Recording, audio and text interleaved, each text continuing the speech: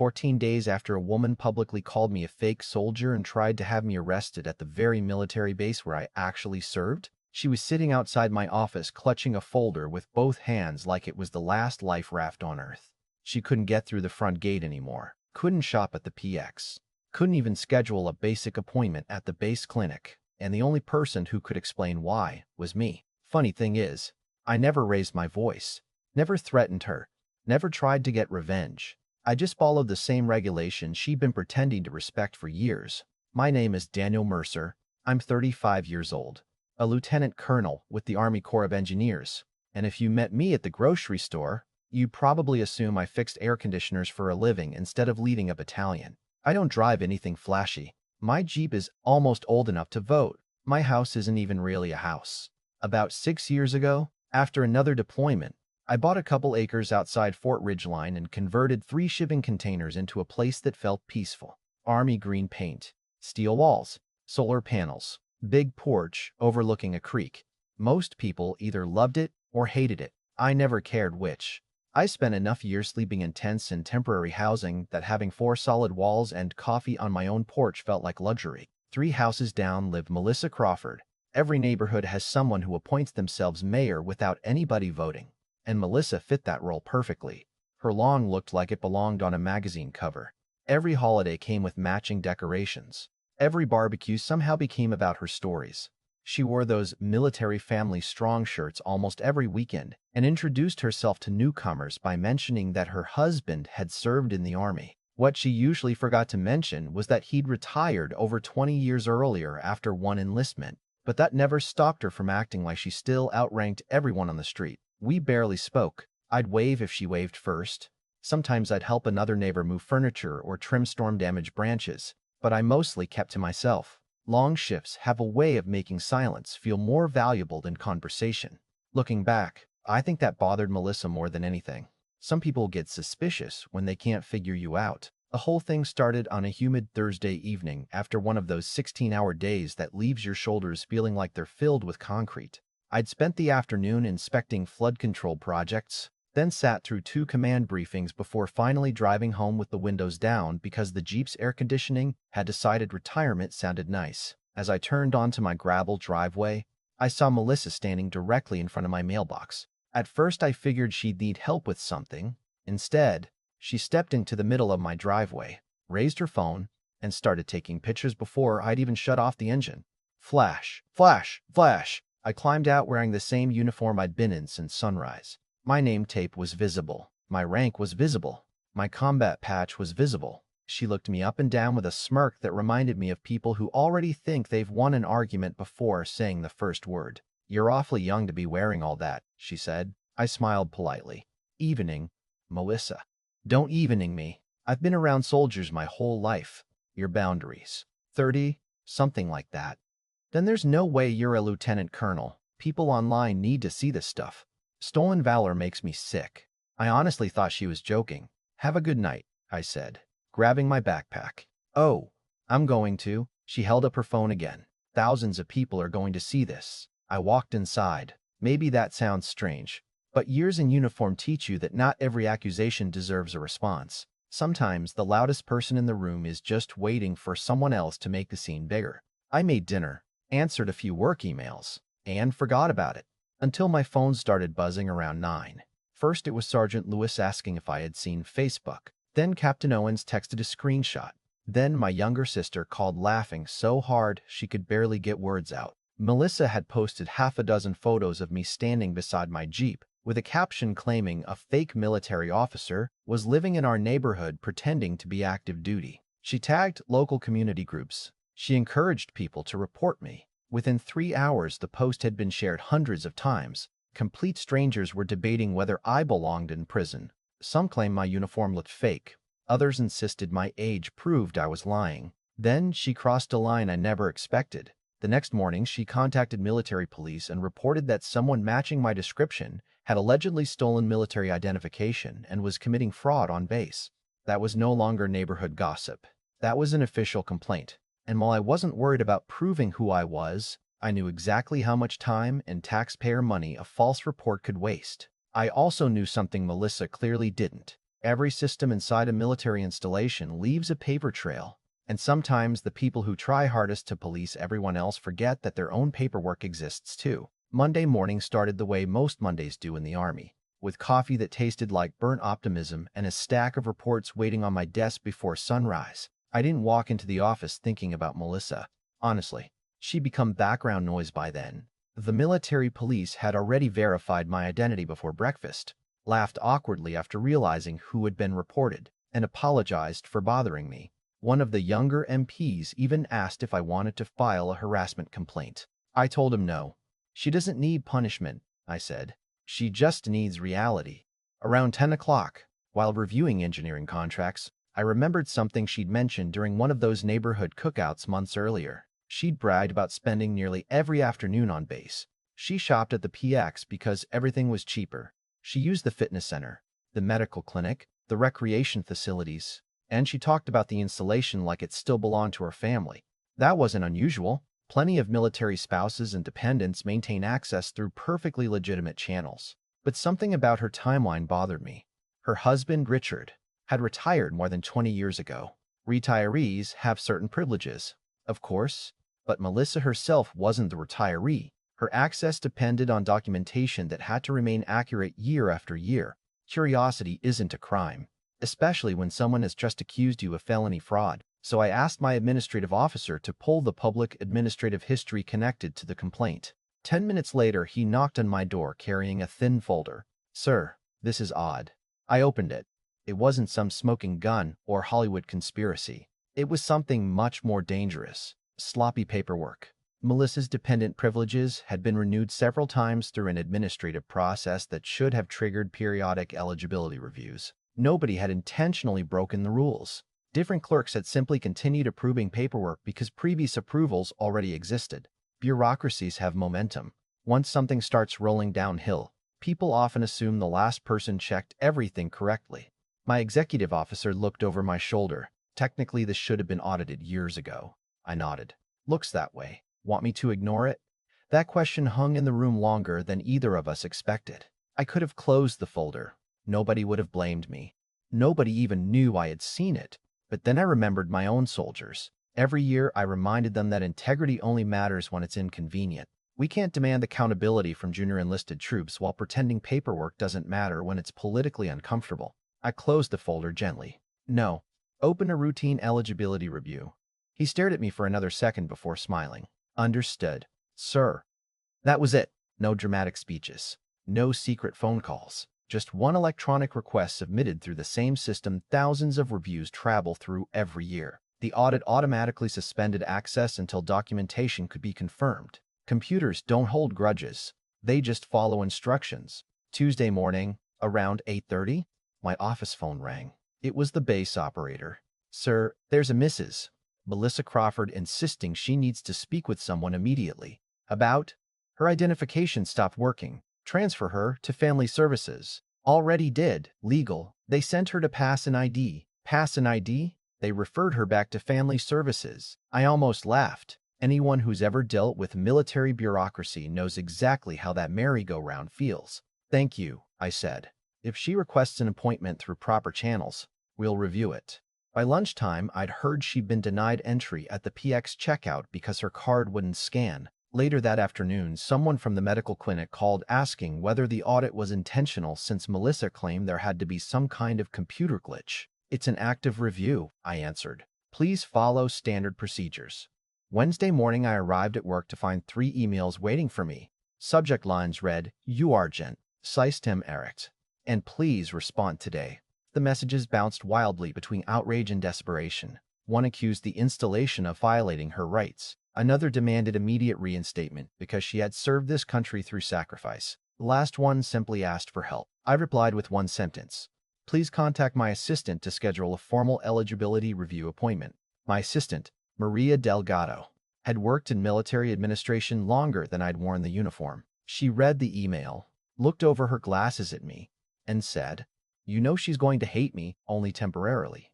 Maria grinned. "Good. I'm overdue." Melissa called the office 6 times before noon. Maria remained unfailingly polite. "Mrs. Crawford, Colonel Mercer is unavailable." The earliest appointment is Friday at 2 o'clock. Friday? Melissa snapped loudly enough that Maria held the phone away from her ear. I need this fixed today. I'm sorry. Ma'am, Friday is the earliest available opening. Do you know who my husband is? Maria didn't miss a beat. No, ma'am. But I do know my calendar. I nearly spit coffee across my desk. By Thursday, the story had started spreading around the neighborhood. Funny how quickly gossip changes direction when reality shows up. One neighbor quietly apologized for believing the Facebook post. Another admitted Melissa had pressured several people into commenting against me. Evan old Mr. Harlan from across the road stopped while I was checking my mailbox. Son, he said, scratching his beard. I figured anybody willing to live in a shipping container probably wasn't pretending to be somebody else. That's oddly comforting. He laughed. People who fake success usually don't choose steel boxes. Friday finally arrived. At 1:45, Maria buzzed my office. She's here. Early? 45 minutes. Nervous? Maria looked through the blinds toward the waiting area. She hasn't touched her phone once. That surprised me more than anything else. Melissa, without a phone, was like seeing a fish riding a bicycle. At exactly 2 o'clock, Maria opened the door. Melissa walked inside looking 10 years older than she'd looked a week earlier. Gone was the bright yellow military family shirt she'd practically lived in. Instead, she wore plain jeans and a gray sweater. She clutched a folder thick with paperwork. Her confidence had vanished somewhere between the visitor center and my office. I invited her to sit down. She remained standing. Colonel Mercer. She hesitated over my rank as though tasting something bitter. I didn't know. No, I replied calmly. You didn't. Silence settled between us. Finally, she slid into the chair. There has to be some mistake. I turned my computer monitor slightly so she could see the audit notice. There's no mistake. Your eligibility is under routine administrative review. Routine? Yes, right after I reported you. Mrs. Crawford. The review exists because I became aware your records required verification. Her face flushed. This is retaliation. I opened the folder beside me and removed a copy of the applicable regulation. Several sections were highlighted. Please read paragraph 12.4. She scanned the page. The color slowly drained from her face. Sponsor authorities are permitted to request conduct-based eligibility reviews whenever questions arise regarding installation access, administrative accuracy, or behavior inconsistent with community standards. She looked back up. Behavior? I folded my hands. Filing a knowingly false report against an active duty officer using fabricated claims qualifies as behavior worthy of review. I thought, you thought I was lying? She nodded weakly. Based on what? You look too young. Anything else? She didn't answer. Did you verify my name tape? Silence. Did you ask to see identification? More silence. Did you speak to anyone on base before accusing me of federal fraud? She lowered her eyes toward the carpet. That's the thing about truth. It rarely needs to shout. It just waits patiently while assumptions run out of excuses. I slid another folder across the desk. The review can be resolved. Her eyes brightened instantly. Really? Yes. Assuming you're willing to repair the damage your accusations caused. She opened the folder.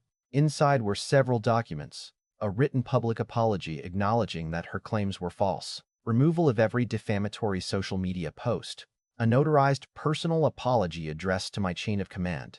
40 hours of volunteer service at the Regional Veterans Resource Center. Completion of a community conduct agreement acknowledging that any future knowingly false accusations against military personnel could affect future sponsorship reviews. She looked up in disbelief. You're making me apologize publicly? No, I corrected gently. Your own actions made that necessary. I'm simply giving you the opportunity to correct the record. Her hands trembled slightly as she turned each page. The room stayed completely quiet except for the sound of paper moving across the desk. Then, for the first time since I'd ever met her, Melissa Crawford had absolutely nothing clever left to say. Melissa sat there for what felt like a full minute, staring at the paperwork as if the words might rearrange themselves into something easier. Finally, she looked up, and for the first time since I'd known her, there wasn't a trace of arrogance in her face. If I sign these, my access comes back? She asked quietly. I nodded. Once the review is completed and the conditions are satisfied, your eligibility can be reconsidered. She swallowed hard. And if I don't? I slid the regulation back toward her. Then the review remains unresolved until the documentation supports reinstatement. That's not my opinion. That's policy. She leaned back in the chair, rubbing both hands over her face. I realized, Sonny, you weren't pretending. I looked at her for a second before answering. Melissa, you never thought I was pretending. You decided I couldn't possibly be who I said I was because I didn't fit the picture you'd already painted in your head. She didn't argue because she couldn't. Deep down, she knew it was true. She had judged my age before she ever noticed my rank, judged my shipping container home before she ever asked my name, judged my old Jeep before she ever bothered to learn where I'd spent the last 15 years of my life. She picked up the pen. I'll sign. Over the next 3 weeks, she did exactly what the agreement required. Friday evening, her Facebook page changed completely. The same account that had once accused me of stolen valor now carried a 200-word public apology admitting she had made false assumptions, filed an inaccurate report, and damaged the reputation of someone who had done nothing wrong. The internet reacted exactly the way the internet always does. Some people respected her for apologizing. Others reminded her how quickly she tried to destroy someone she didn't even know. Ironically, many of the same people who had shared her original accusation now shared screenshots of her apology instead. Reputation travels slowly when it's built, but incredibly fast when it falls apart. A few days later, I happened to stop by the Veterans Resource Center to drop off engineering plans for a renovation project our unit was supporting. There was Melissa in the kitchen wearing plastic gloves and an apron, helping prepare lunch for older veterans. One of the Vietnam veterans sitting near the serving line waved me over. "Colonel," he smiled, "your volunteer here has been working harder than most of us." Melissa looked embarrassed. "I'm trying." The old veteran chuckled. "She's also been listening. Sometimes that's harder." I watched her carry trays, wipe tables, rake gravel outside the memorial garden, and spend hours talking with men and women whose uniforms had long since been folded away. Something about those conversations seemed to change her. Maybe hearing real stories from people who had served across different generations finally replaced the version of military life she'd invented inside her own head. Maybe she realized respect isn't something you inherit because of who you married. You earn it by how you treat people. 3 weeks later, the volunteer coordinator sent me a short note. "Mrs. Crawford completed every assigned hour without complaints. She even stayed late several afternoons. That mattered to me more than any apology. People can fake words. Time is much harder to fake." Once every requirement had been completed, the audit officially closed. Maria walked into my office carrying one last folder. "Everything checks out. Any outstanding issues?" "None." She smiled. "Looks like you have one signature left." I signed the authorization for a 1-year renewal instead of the maximum allowed period. Not as punishment, but because trust, once broken, deserves time to rebuild. The following Tuesday, I happened to see Melissa leaving the Pass and ID office holding her new identification card. She noticed me across the parking lot and hesitated before walking over. "Colonel Mercer?" "Morning." She looked down at the card in her hand. "I don't expect you to forgive me." This was never about forgiveness. Then what was it about? I thought about that question for a moment. Accountability. There's a difference. She nodded slowly. I spent years telling people to respect the military. And I almost destroyed someone's career because I thought I could recognize a real soldier by looking at him. "We all make mistakes," I said. "The important part is what we do after we realize we've made one." She thanked me quietly before walking toward her car. Over the following months, something interesting happened. She stopped trying to run the neighborhood. The dramatic Facebook posts disappeared. The bright yellow military family shirts vanished from her weekend wardrobe. Instead of lecturing new neighbors, she actually introduced herself by asking questions. Sometimes I'd see her helping an elderly couple carry groceries. Other times she'd simply wave from across the street and keep walking. She even became friends with Mr. Harlan, who later joked that she finally learned the difference between supporting the military and performing for social media. As for me, life returned to normal. The containers still creaked during cold nights. The Jeep still refused to become anything resembling reliable transportation. I still preferred quiet evenings on the porch over neighborhood gossip. But every now and then, someone asks why I didn't use my position to completely revoke her access forever. The answer is simple. Power isn't proven by how easily you can ruin someone's life. It's proven by knowing exactly where justice ends and revenge begins, and refusing to cross that line. Still, I'll leave the final judgment to you. If someone publicly accused you of a crime, tried to damage your career, and only apologized after facing real consequences, would you have signed that renewal? Or would you have walked away and let the rules take their full course? Let me know what you honestly think in the comments. Was I fair? Or was I too forgiving? If you enjoyed this story, don't forget to like, Subscribe and share it with someone who believes assumptions are harmless, because sometimes one false accusation can change a life, and sometimes integrity is the only thing that brings the truth back into the light.